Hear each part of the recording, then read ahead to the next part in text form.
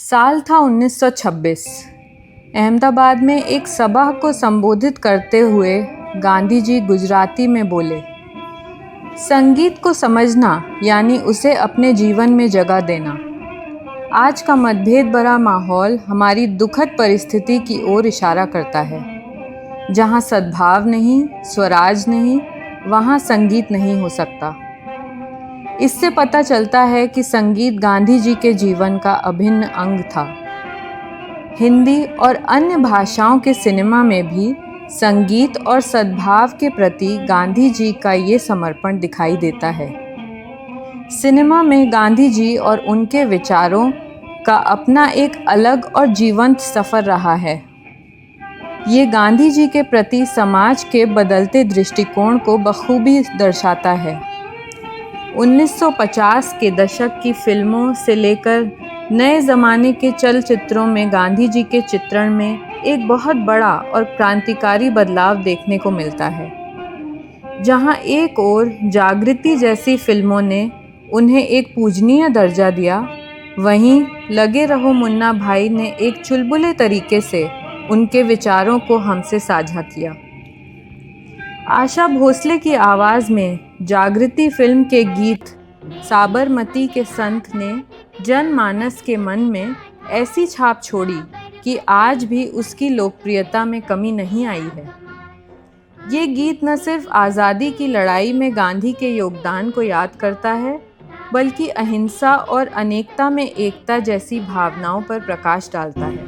जब जब तेरा बिगुल बजा, जवान चल पड़े, मजदूर चल पड़े थे और किसान चल पड़े, हिंदू व मुसलमान सिख पठान चल पड़े, कदमों पे तेरे कोटि कोटि प्राण चल पड़े, फूलों की तेज छोड़ के दौड़े जवाहरलाल, साबरमती के संत तूने कर दिया कमाल। समय के साथ फिल्मों में गांधी जी के चित्रण में बहुत बड़ा बदलाव देखने को मिलता है।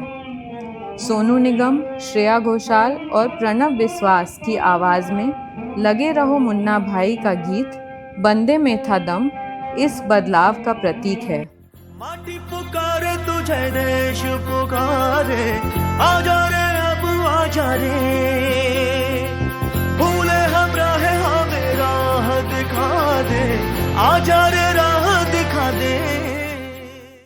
महात्मा गांधी आज भी हमें प्रेरणा देते हैं, हमें याद दिलाते हैं कि सच्ची आज़ादी सद्भाव में है और बिना संगीत के ये सफ़र तय नहीं किया जा सकता।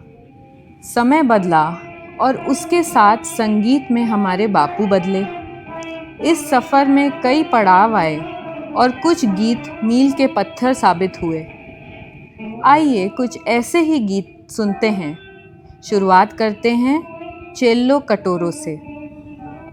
चेलो कटोरो जेरनो आपी जजो बापू जजो बापू, चेलो कटोरो जेरनो आपी जजो बापू जजो, सागर पीना। इंग्लैंड में हो रही द्वितीय राउंड टेबल कॉन्फ्रेंस के लिए रवाना होने से पहले ही गांधी जी कुछ निराश थे। उन्हें एहसास था कि अंग्रेज़ी हुकूमत संपूर्ण आज़ादी की मांग को नहीं मानेगी। ऐसी परिस्थिति में झवेरचंद मेघानी की गुजराती कविता उनसे जहर के इस आखिरी प्याले को पीने का आग्रह करती है। रविंद्रनाथ ठाकुर का बांग्ला गीत जीबानो जाखनो भी बापू के जीवन का एक महत्वपूर्ण गीत सिद्ध हुआ। जीबानो जाखनो शुकाए जाए, करुणा धाराए एसो, जीबानो जाखनो शुकाए जाए, करुणा धाराए एसो, বকুল মাধুরী লুকায়ে যায় গীত সুধার শেষ জীবন যখন শুকায়ে যায়। 1932 में पूना में ब्रिटिश कम्युनल अवार्ड के विरोध में अनशन पर बैठे गांधी जी से मिलने जब ठाकुर पहुंचे तो उन्होंने ये आशावादी गीत गाया। इस गीत की गूंज बंटवारे के दौरान भी मिलती है, जब सितंबर 1947 में कलकत्ता में वे अनशन पर बैठे। जब देश बंटवारे के सदमे से उबर ही रहा था, गांधी जी की गोली मारकर हत्या कर दी गई। इस दुख के पल में मोहम्मद रफ़ी की आवाज़ में ये गीत हमें बापू की याद दिलाता है। ऐसा कहा जाता है कि इस मार्मिक गीत को सुनने के लिए भारत के पहले प्रधानमंत्री पंडित जवाहरलाल नेहरू ने रफ़ी को अपने आवास पर बुलाया और इस गीत को सुनकर उनकी आंखें भर आईं। सुनो सुनो ऐ दुनिया वालों, बापू की ये अमर कहानी। वो बापू जो पूज है इतना जितना गंगा माँ का पानी। सुनो सुनो ऐ दुनिया वालों, बापू की ये अमर कहानी। बापू की हत्या से देश भर में शोक की लहर थी।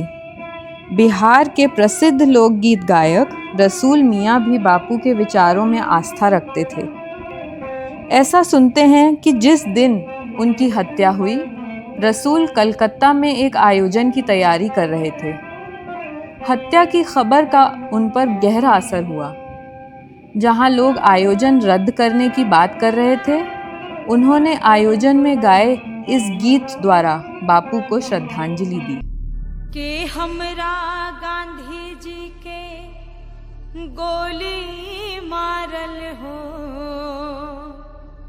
धमाधम 3 गो। मोहम्मद रफ़ी के अलावा मन्ना डे भी हिंदी सिनेमा के एक और प्रसिद्ध गीतकार थे जिन्होंने गांधी को अपने संगीत में शामिल किया। गांधी ने अपने जीवन काल में बहुत से पत्र लिखे, जिनमें से एक पत्र उन्होंने मनीबेन पटेल को लिखा था। सरदार पटेल की पुत्री मनीबेन ने गांधी से पूछा था, ईश्वर कौन है, कैसे दिखते हैं, कहाँ रहते हैं, कहाँ मिलते हैं। इन सवालों के जवाब में लिखे गए पत्र ने गीत का रूप लिया और नम्रता के सम्राट की रचना हुई। नम्रता के सम्राट, दीन भंगी की दीन कुटिया के निवासी,